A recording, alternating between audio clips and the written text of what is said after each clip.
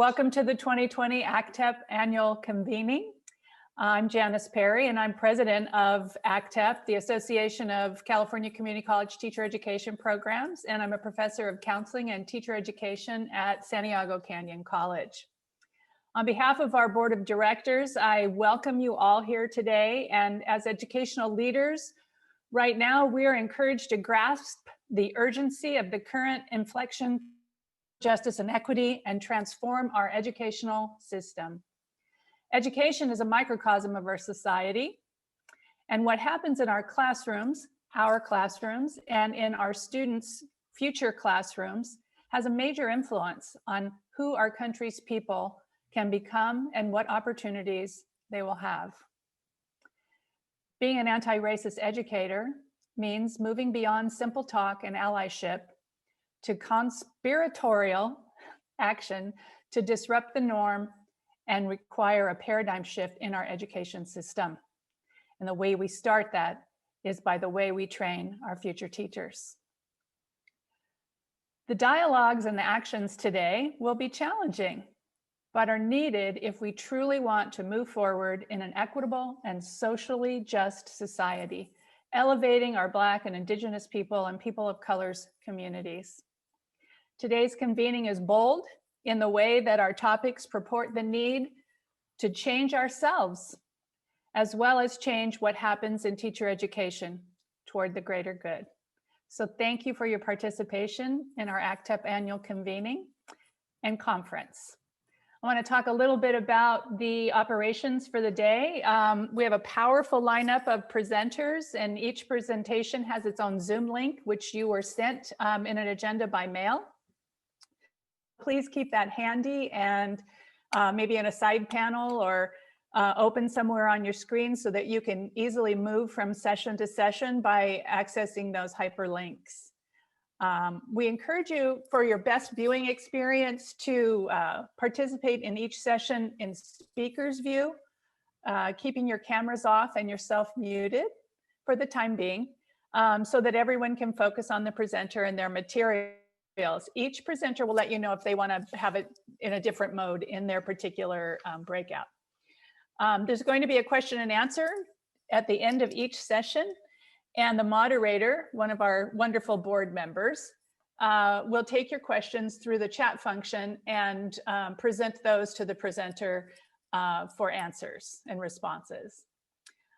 At the end of each presentation, we'll also have up a slide with a QR code or a link that you can access to complete a short feedback survey about your experience in that workshop or session. So please take a couple of minutes at the end of each session before you click on and move to the next session to complete those.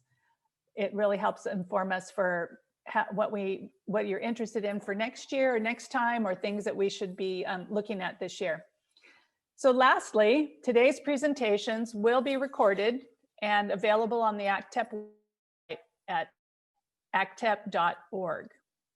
I'm looking forward to seeing you throughout the day, and I wish it was in person. We will do the best we can virtually until we can meet again face to face. It is my pleasure to give you this introduction of my dear friend, Dr. Regina Stanback Stroud. Today, she'll be speaking on interrupting the normality of whiteness in teaching. Dr. Stanback Stroud has more than 35 years of experience as an educator and leader in higher education. She served as Chancellor of Peralta Community College District, President and Vice President of Instruction at Skyline College, Dean of Workforce Development at Mission College, and Professor of Nursing at Santa Ana College. Dr. Stanback Stroud holds a doctorate and master's degree in educational leadership from Mills College, a master's degree in human relations from Golden Gate University, and a Bachelor of Science in Nursing Sciences from Howard University, a university we've heard a lot about lately. Yay! A scholar of critical race theory, Dr. Stanback Stroud's scholarship and expertise has focused on diversity, equity, inclusion, and leadership. She was named President Emerita by the San Mateo County Community College District Board of Trustees. Dr. Stanback Stroud is highly regarded for her work on student equity and diversity, economic empowerment, and anti-poverty strategies. In her faculty role, Dr. Stanback Stroud served as the president of the Academic Senate for California Community Colleges. In recognition as a faculty member, the Academic Senate established the Regina Stanback Stroud Diversity Award, a statewide award that honors community college faculty committed to diversity, equity, and social justice. One of your colleagues on your campuses may have earned that award over the last, 20 years. Dr. Stanback Stroud has also served as a presidential appointee to President Barack Obama's Advisory Council on Financial Capability for Young Americans. In addition, the Western Regional Council on Black American Affairs established the Dr. Regina Stanback Stroud Leadership Achievement Award, which is awarded to individuals committed to leadership excellence and social justice. I am proud to introduce my dear friend of over 30 years, Dr. Regina Stanback Stroud. Thank you so much, Janice. Let me just initially go here and do a little screen sharing so that we can get our slide up. And voila. I'm hoping that you can see a slide that says interrupting the normality of whiteness in teaching. Great, great. So first of all, I'd like to say good morning to all of you. Thank you, Janice. Janice is a longtime friend and colleague, and I've just had the pleasure of knowing and loving during this entire time that I have been in California when I came in my early 20s.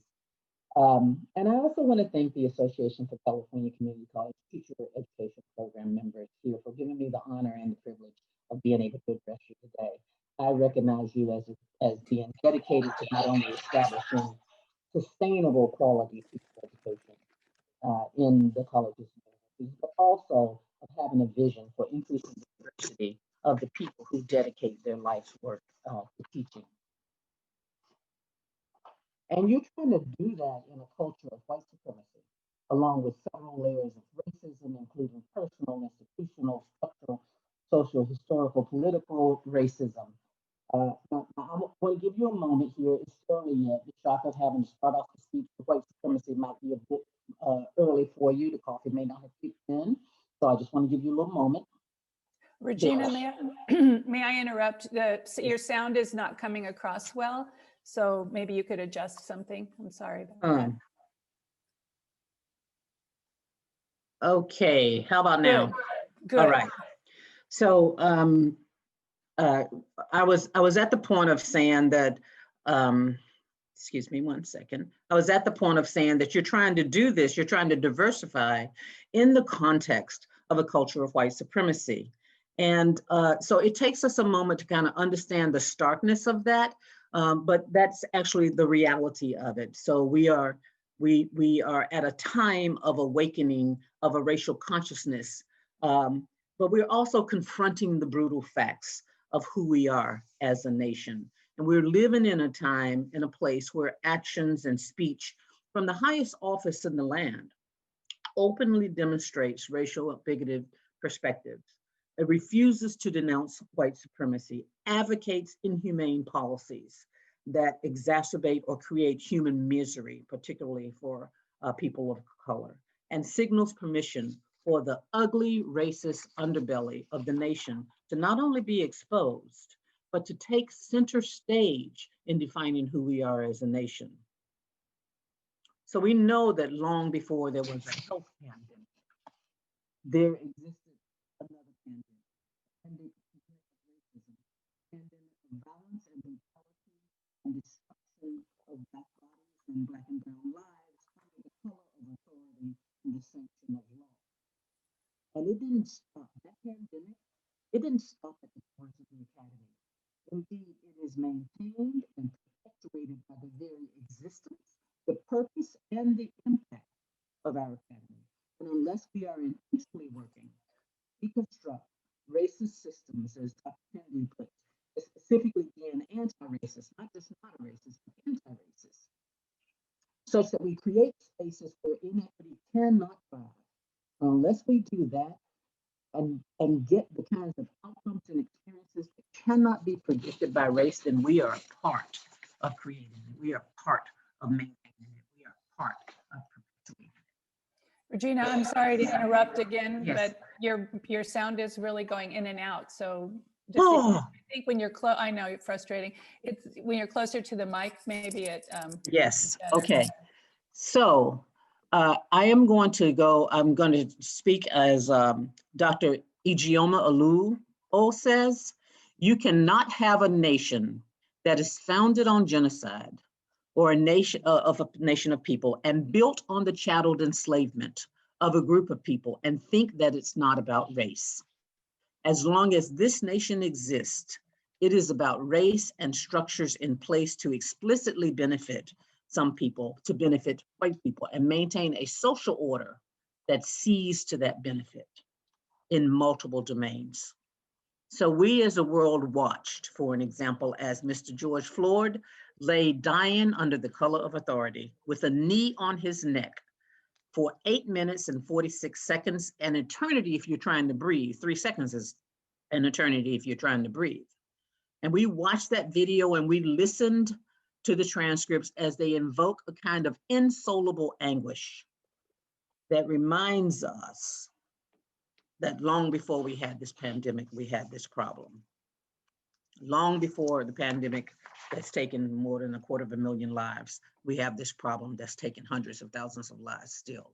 And it is because of the systematically structured brutality and destruction against people for doing things like being Black and walking, bird watching, selling cigarettes, selling lemonade, sleeping in your bed, walking home with Skittles, renting an Airbnb, bird watching, playing video games, listening to music, studying, coming from work, going to work, any number of the real and unexaggerated offenses that put people's lives in danger.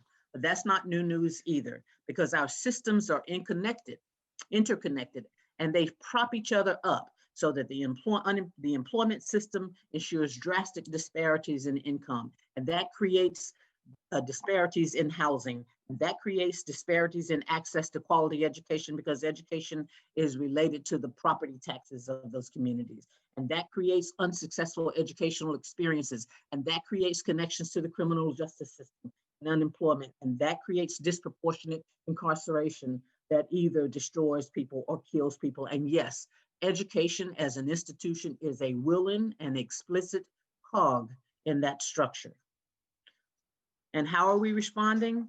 Many times we respond to try to fix the people. We try to fix the students, not our programs. We have the opportunity to do something different. Because right now, not yet, has there been an outcry by the people who are in positions of power and influence to make the changes that are necessary to break down the system.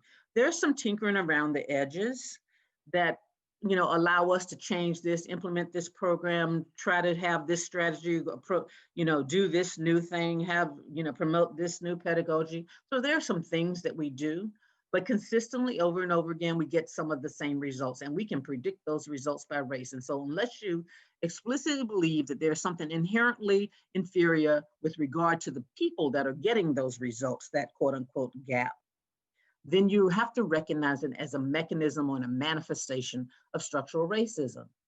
I haven't ever seen a sign at a board meeting, a board of trustees meeting, or a board of regents meeting, or an education board meeting in K-12. I've never seen a sign where there is a protest of our inability to successfully serve Black and brown students. I've never seen Black armbands and bands and no business as usual. I've never seen resolutions or petitions that call on the changing of the systems. I haven't seen one person go to the Department of Finance, the legislators, the Senate Appropriations Committee, the Board of Governors, the Board of Regents to address the abysmal failure of higher education and secondary education, post-secondary and secondary education with students of color, with African American boys, with Latinx students, with African American women, with Asian Pacific Islander students, indigenous people. Not one faculty member or administrator has not had their contract renewed or tenure granted because of their abysmal inability to educate students of color.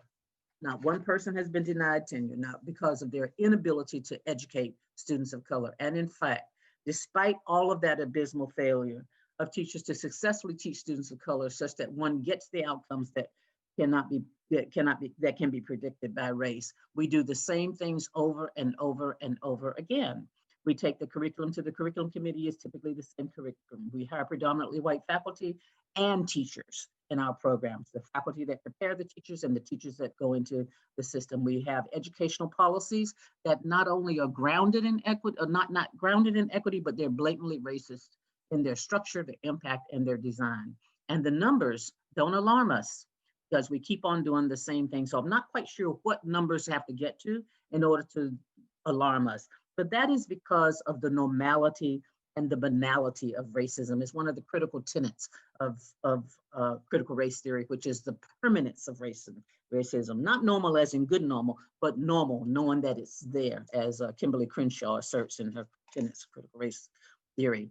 So the established neutrality of white culture, the neutral, the default, the normal, it is so virtually invisible to the naked eye. It defines whiteness as excellent, as the source of academic integrity, as what is qualified, what is competent, without ever having to explicitly say so. It's an unspoken norm that drives pedagogical practices. It's rooted in the teacher's disposition, meaning how the individuals themselves act in particular manners under particular circumstances. And it's based on their beliefs. And they enjoy whiteness as a property, which means the ability to exclude others from the benefit of whiteness, of maintaining inequitable distributions of resources and property and privileges. And it's hard to address because white stream culture is presented or passed off as neutral. There's a principal in Visitation Valley in San Francisco, and he describes it as like carbon dioxide flowing through the hallways as a silent killer, invisible but toxic, quoting Dr. Bettina Love, who says, to even begin to attack our destructive and punitive educational system, pedagogies that promote social justice must help educators understand and recognize America and its school spaces of whiteness, white rage, and white supremacy, all of which function to terrorize students of color. Every day, all day. So before you think that I'm saying, that teachers are terrorists, I want to back up and say that regardless of intent, this is the normality of what's in the classroom, and it's part of who's in the classroom. So your efforts to diversify the faculty, to diversify the teachers, are efforts that will get to successful perspective with regard to educating all of the students. Because otherwise, students having to navigate that means that it terrorizes or distracts or shuts down the learning or stresses or isolates and interrupts them because it's invisible. And the teachers that are in power don't have the intent, but they're oblivious to it because they sit in the comfort of their white bodies and culture. And they sit in the power of that comfort. And it is not necessarily what they want, it's what they are, it's what they have. And so it is important for our programs and services to integrate critical race theory, to integrate critical racial analysis, because teachers want to be successful with students of color. There are over 76 million students in the American public education system, and the minority of those students are white. The majority of those students are students of color, yet, depending on what study you look at, and I saw different numbers for different things, 83% of the teachers in this nation are white, middle-class women. And that has an impact also on how they view students. I can tell you that I raised a young Black boy to come through schools, and it was around in about the 3rd grade that I started recognizing that the teachers that were interacting with him they no longer saw him as an innocent child. Now, there are some studies that speak to this about the loss of innocence, particularly with regard to Black and brown kids, and the darker the kid, the more loss of innocence, where teachers then start to see that fourth grade young Black boy as a Black man. And then they bring in their lack of cultural familiarity and their perspectives, the common narrative, the common stereotypes, and their perspectives around Black men, and they exact that upon young Black boys. So when a young kid is having an argument, they feel they feel a threat to their safety. Whereas if they're not having that perspective through a racial lens, then it's just two kids not getting along, and you mediate that. So there are lots of studies that address that, and that's in reality, some of the unconscious bias information is helping teachers recognize that and do a little self-reflection and confront those ideas. So we have to continue to educate teachers with curriculum. We have to proceed to educate teachers with curriculum that does not ignore the structural racism, that does not ignore the racial inequities, and that does not that has some racial analysis in your programs, so that teachers are not perpetuating the inadequacies. Because otherwise, how would they know? How could they know? Because up until now, many white people have not had to contemplate their whiteness.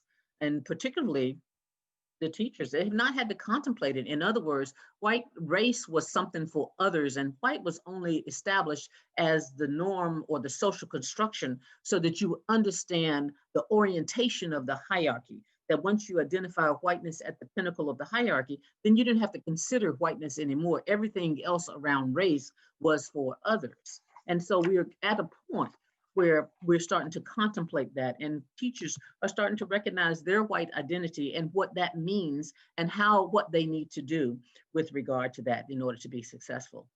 And it's not a surprise, because our system is built on the whole ideology of eugenics and white supremacy. We have some major players that are prestigious, from people from prestigious, brilliant scholars from prestigious institutions that defined it for us. Terman, who is cited, the 72nd most cited person in the general psychology surveys, is a person who is best known for perfecting the IQ test and doing some improvements and bringing that testing into schools. And even when you read about him, you get benign things like this. Like many other leading scientists of his time, Terman was a strong supporter of eugenics program and enthusiastically argued that the test results proved that the intelligence of the average Negro is vastly inferior to that of the average white man, and the intelligence of the American Indian has also been overrated. But mental tests indicate that it's greatly superior, that it is not greatly superior to the average Negro. And our Mexican population, which is largely Indian extraction, makes little, if any, better showing.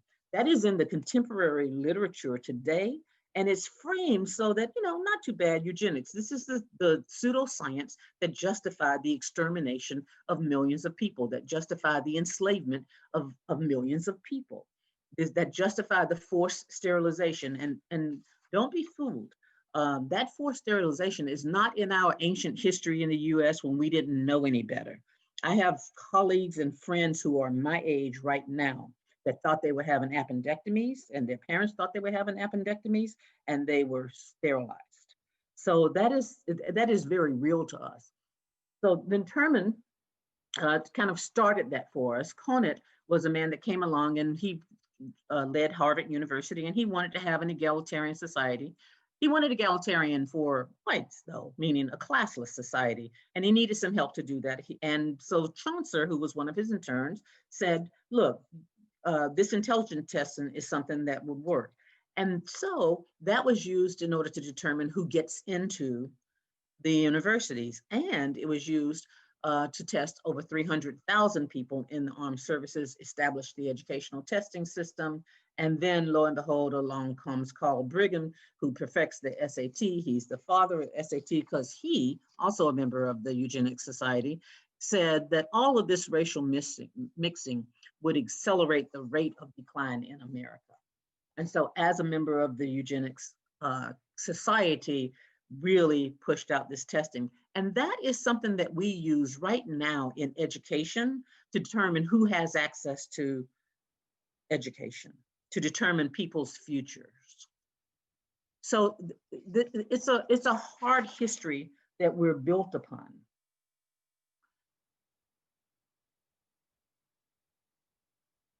It continues to impact our policies right now. We have policies in place. For an example, there are people that in our institutions that will argue fervently for whether something should be a 2.6 or a 2.8 GPA, and will take semesters and semesters, sometimes years, to have that discussion. In the meantime, cohorts of students are suffering.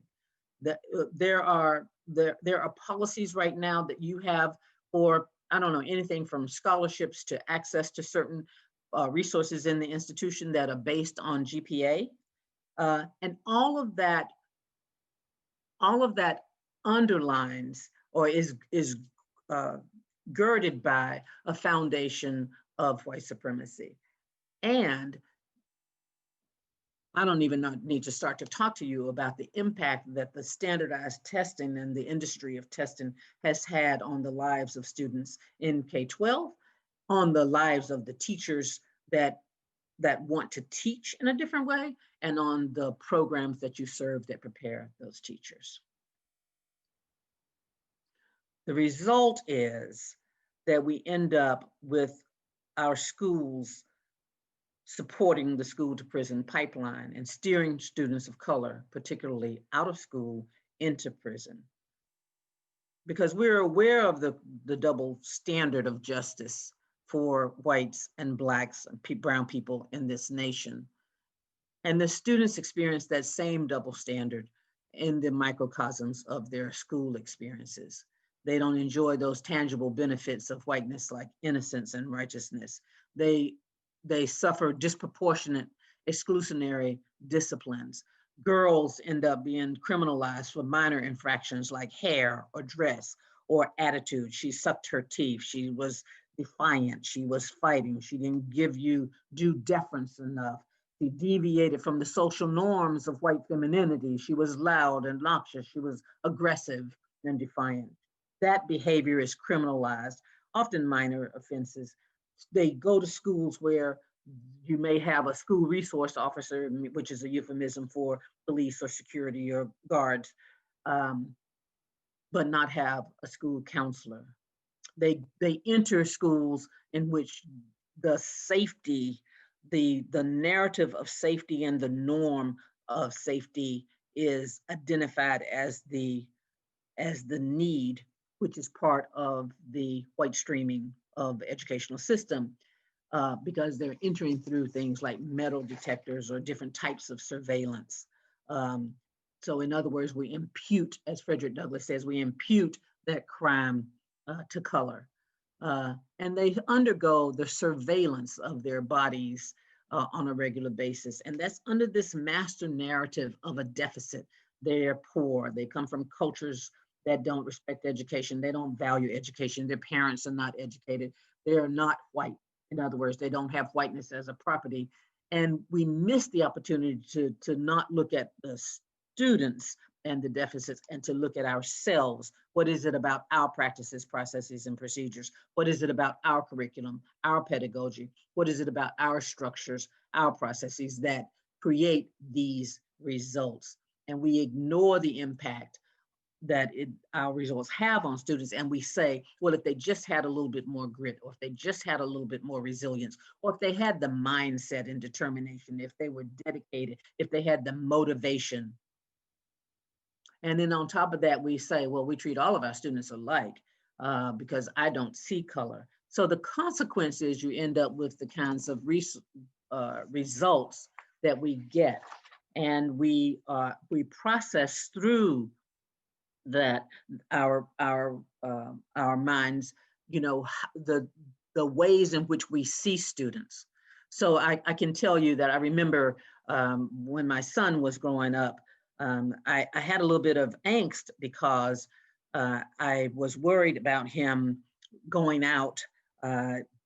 He had on baggy pants, he had on his hoodie, and he's a young man. He's 6'5" now, so he was a young growing boy. And I had to help him understand, when they see you out there, they do not see the person who won the regional science fair in the county. They do not see the person who scored where only 2% of the people who took the test in the nation scored better than you did on math. They do not see the person that is being recruited by MIT, by Johns Hopkins University because of your standardized test scores alone. That's not what they see. And your life is in danger. So I had to have those kinds of conversations, but I also had to have conversations in the schools. I can remember when Michael was a young boy, he was in the 2nd grade, and I forgot to give him his lunch money. So I go over to the school. Now, we lived in the desert, okay? We lived down in Riverside County. I go over to the school. They have him sitting outside at a metal table in the sun. The table is scorching hot, so he can't rest his hands on the table because it's metal and it's in the sun in the desert because he forgot his lunch money. And little Black boys need to learn responsibility. So, after I just lost it, I took Michael out of that school, and I realized that I had to find something different for him, or he would end up, I saw it as the beginning of preparing him for prison. And I can tell you that that is something that I could do as a parent with resources. Not every parent had those resources to do it. So it was the ways in which the teacher saw this little Black boy as being irresponsible because he forgot his lunch money. Truth is, his mama forgot to give it to him.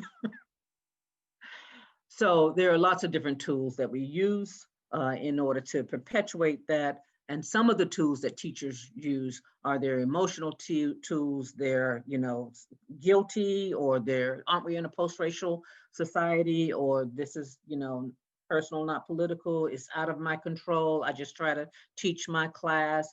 Can't we just be nice? Can't we all just get along? I just can't relate to this. Or people remain silent and they're complicit.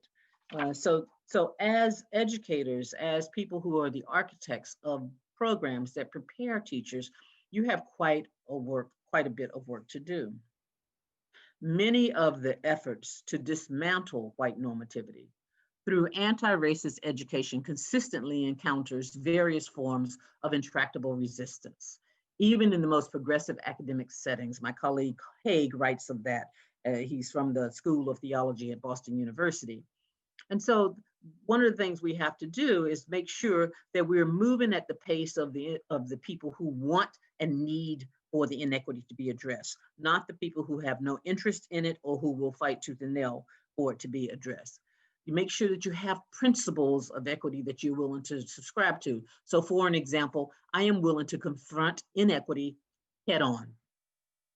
Doesn't mean that I have to confront people all the time, but I am willing to confront inequity head on. I am willing to place the addressing inequity ahead of my discomfort, okay? So because many times we are more comfortable with letting students suffer than we are at talking to our colleagues or taking on an initiative or trying to minimize something. We are more comfortable with letting students not succeed. We are more comfortable with the abysmal success rates. We are more comfortable with students going from school to prison. We are more comfortable with the lack, with pushing students out, with excluding, with the disproportionate disciplinary processes. We are more comfortable with that than we are on taking on ourselves and our colleagues and making the changes that need to be made. So there are implications for the teacher education program. Bree Pekauer looked at what we need to do in order to address unexamined whiteness in teaching. She says that we need to integrate critical education pedagogy across the curriculum.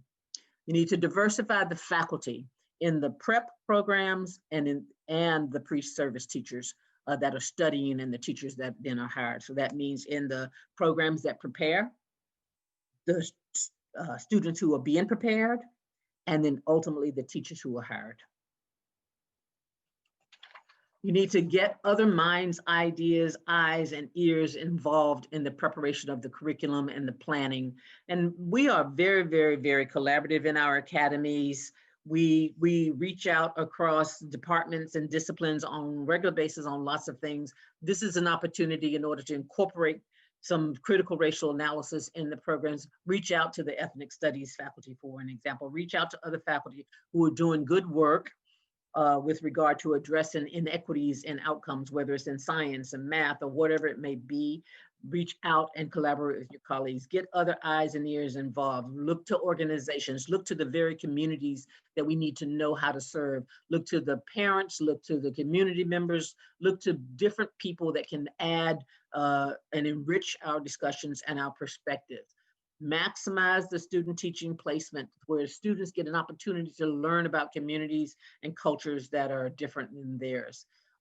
Do make sure you have professional coursework on the culture and equity, on culture and equity pedagogy, because there's a little awareness of the discrimination and the racism and the depressed expectations for achievement and the ignorance and the fear of the community and the lack of self-awareness as cultural beings. The prep programs have to make sure we're doing things in order to address that. Teach students, your students who are becoming teachers, to question prevailing school practices and to construct alternatives. It is urgent that teacher educators work much more purposefully toward developing coherent programs that help white teachers learn to teach diverse student populations.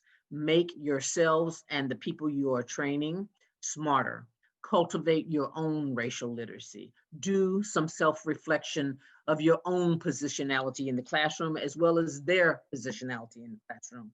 We do not have the luxury of being culturalist and raceless because many of the teachers are part of the dominant group that represents for many students trauma, domination, oppression. Many of the teachers may have learned to value their own middle class capital over that of the students, and they may resist seeing it another way. So the way we see the world and the students of color is specific to our own cultural frame. It's not that the students are different, it's that the teachers are different. And so we have to recognize the non-dominated capital in the room that students bring into the room. And that capital might come in the form of language, communication, expressions, behaviors, values, interests, as Goldenberg says. And it's not for your entertainment. It's not for our entertainment. It represents culturally different patterns. So you may have cultural patterns in Black and brown students that are spontaneous, improvisational, exaggerated, expressive, personalized, argumentative, even impulse and intuitive. And those are viewed as values that are resistant to learning. They're non-compliant because they're juxtaposed against the white neutrality of methodical, systematic, understated, restrained, role-oriented, discussion-oriented, and an inflated rationalism. Now, this is hard work. It's a hard conversation to have with ourselves and with the people that we're teaching, to have in the context of our programs. And you know what? We have to give each other permission to be imperfect. None of us are as culturally fluent or racially literate as we want to be. We all can work toward developing a critical consciousness and to being courageous and unapologetic. We will have racial battle fatigue. Lord knows, I'm telling you, it is exhausting. It is exhausting day to day. We used to have this saying at Howard University, you know, being Black is real serious business. And, you know, as one of my colleagues, Joy Blake, used to say to me, you know, we Black people, when we get home, we be tired when we get home because it has been work all day long. Same thing with their students. Students of color can be exhausted having to navigate those things as opposed to pay attention to the math lesson, pay attention to the language lesson. Develop a set of principles so that we can look at it from a different standpoint. Make changes at the pace of the people who want the change, not the resistors. Recognize that structural racism exists and ask yourself, how is racism working here? This is not whether racism is working here. If you have results that can be predicted by race, if you have student experiences that can be predicted by race, unless you believe in the inferiority of the students, then that is a manifestation of structural racism. So always ask the question, how is racism working here? Prepare your teachers to serve students of color. More than a little multicultural class here and there where everybody learns to do some fun equity skit or taco night, but real and critical race studies that support the transformation and racial and cultural, the transformation of racial and cultural ignorance and illiteracy, and the transformation of white guilt or defensiveness or complacency or fragility into the formation of guilt-free, anti-racist identity that serves the success to support and serves the success of students in our system. Thank you very much for the opportunity to make these remarks to you. Good luck.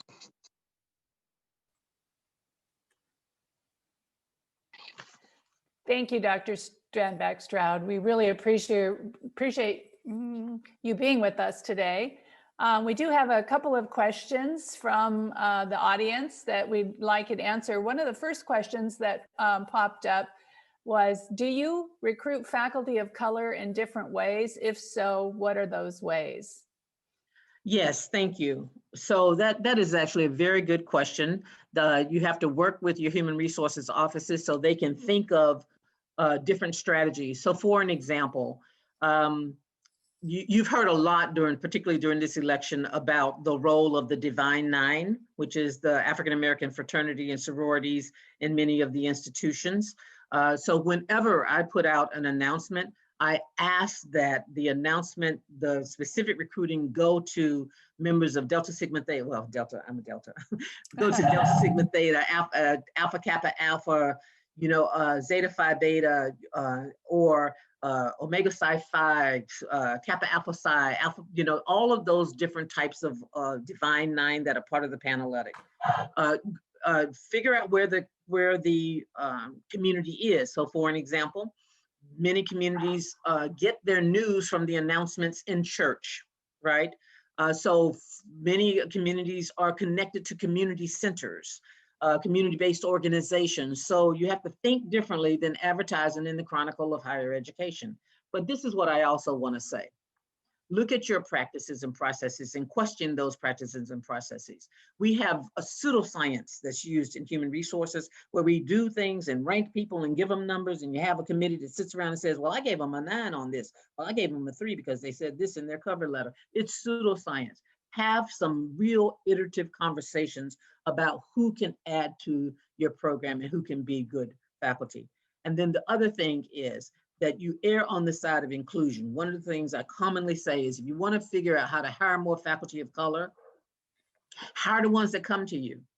They apply. They don't get through your paper screening because you got something about got to have 5 years of experience, as if 5 years makes a difference from 4.8 years or 3.2 years.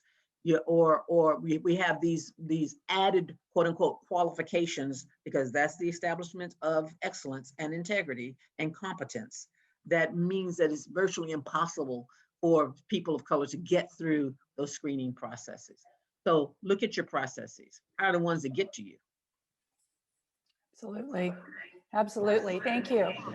Another question is, could you share more about your vision for what an educational space could look like, feel like, sound like, that would provide the opportunity for marginalized students and teachers to thrive? What would be different in terms of evaluation of students and/or the assessment of their progress? That would be a second part. That's a great question. So first of all, they would enjoy the same thing that many white students get to enjoy all day long, every day. That they're in a space where they're valued and where the assumption is that they can be successful, and that there are processes that are in place that perpetuate that. They are not in spaces, so it's not a space that's hypervigilant in their surveillance. There's not, it's not spaces that require certain adherence to protocols, rules, and processes and procedures that are designed to control their behavior and control their bodies. They're in a space where what they have to contribute is valued and they are seen. So I can tell you, I was raised in the segregated South. I went to school the first 5 years at an all Black school.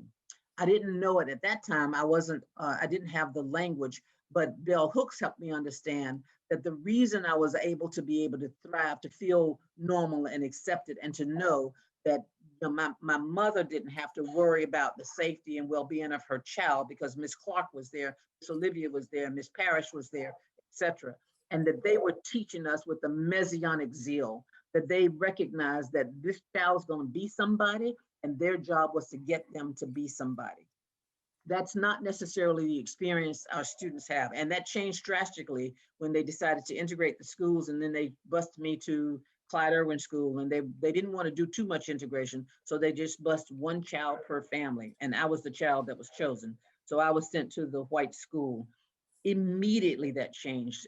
My name is Regina. They couldn't pronounce my name. I became Regina in the school. And so all day long, I had to navigate the fact that my teacher didn't know me or respect me, though I didn't have that language in the 6th grade, didn't know me or respect me enough to understand my name. And I'm gonna tell you something. If you can say Josh, you can say Jamal. If you can say Lisa, you can say Amina. If you can say Elaine, you can say Ebony. So that is an indication of just a respect that you have and a value and a love that you have. So students get an opportunity to do that. And they're not in this hyper testing situation. They're in this situation that promotes and values and grows their creativity. And teachers have to, we don't know how to do these things. Teachers have to learn how to change our mindsets, because I taught in the academy, and nothing's worse than nursing faculty. We think that everything is regimented, and the reality is that there are so many other ways in which we can bring out the richness of what students have. The question that you asked me is a dissertation in and of itself. I can't do justice to it in a few minutes, but I appreciate the question, and I want to think some more about that. Thank you. There was a second part to that question. What would be different in terms of evaluation of students and/or the assessment of their program progress?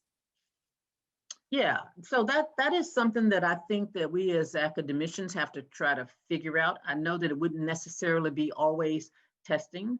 I do think students need to be able to build their portfolios of things that they create, or that they learn, or that they do. I know that there are some institutions that have moved away from that. So for an example, I think it's UC Santa Cruz doesn't give grades, but they give, formative assessments.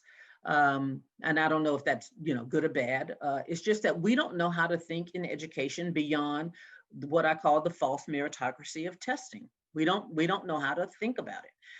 And I don't have I'd be a rich woman if I knew the answer to that question. I don't know the answer to that question, but I'm willing to say that we need to do that. We need to work on that. We need to study that. We need to expand our scholarship so that we can explore that. We need to do our research. We need to test it. We need to try different types of things so that we can bring out the richness of what students bring to that classroom. We need to think differently about it. When the student comes in, for an example, that has the ability to spit some lyrics that you and I could not begin to do or say or comprehend or follow, but because they're not speaking in iambic pentameter, it's not recognized as the poetry that it is. And that is our deficiency. It's not their deficiency. As a matter of fact, we're missing some richness. So how you assess that, starts with you understanding and learning to value it. To create understand the currency and the capital that students bring into the classroom. Great, thank you. We have one more question, or two, maybe, if we have time. What are some examples of community colleges cultivating a lens to interrogate structural racism?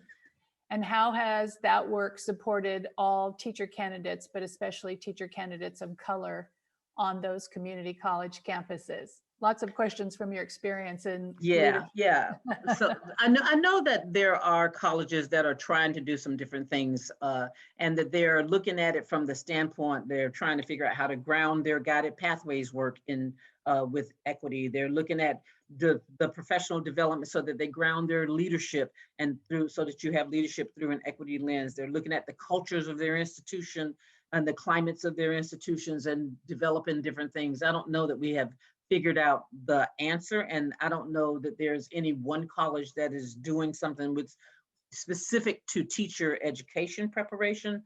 But I do know, so for an example, Pam Luster's College down in San Diego Mesa is doing a tremendous amount of work around professional development and equity. I know that Skyline College, the college from whence I come, did a lot of work around equity. It's none of it would I put forward as having arrived, but I do appreciate that there are lots of efforts going on, and particularly because the chancellor of the system issued a call to action that actually I think was quite bold, because we commonly don't have this from the leadership because it's a political statement, that he specifically and expressly called for audits of, anti-Black racism, of structural racism in our schools. And so I think that there are institutions that are starting to address that. And there may be in your network people that have a lot more information about different things that they're doing specifically on their campus. I can tell you that people like Angelica Garcia, who is the president of Berkeley College, does a lot of great work. She's just getting started with that. Cynthia Olivos, who's over at Pasadena City College, for an example. There are just a number of people that are providing some leadership with regard to equity. Ed Bush at Cosumnes, Celia Esposito is getting started at Solano College. There are a number of people. Thank you. One last question. Yes. How might we also prepare teachers of color with the skills for sustainability in the profession, especially since teachers of color leave the profession at higher rates? Yeah, so that's a great question. So this is an example of a question that you have to kind of shift the perspective. It's not that you have to prepare the teachers of color. It's that you have to mitigate the structural racism. They shouldn't have to navigate. So in the meantime, yes, it is about, creating spaces for people to be able to be successful, for it not to be so exhausting, to not have to suffer many of the microaggressions as well as explicit aggressions, to not have to navigate racism on a regular basis all day, every day, and do their jobs and work with the tolls of, doing the best that they can with students. Yes, there are things that you can do in order to create equity and belonging. But the big work is to deconstruct the system of racism, the structural system of racism, at least to be someone that creates a situation where you are a threat to inequity. Because if you're able to do that, then you won't be asking me questions about why people of color don't put up with that job. Right. Yeah.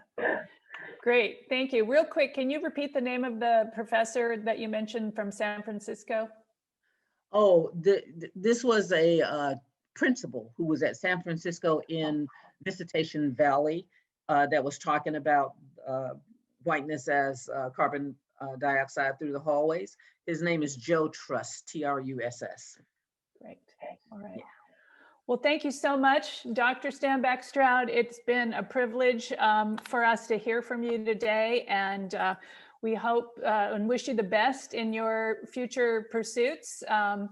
You have so much left to contribute, and we're so grateful that you're with us today. Okay, thank you. Thank you. Thank you, Janice. Thank you all.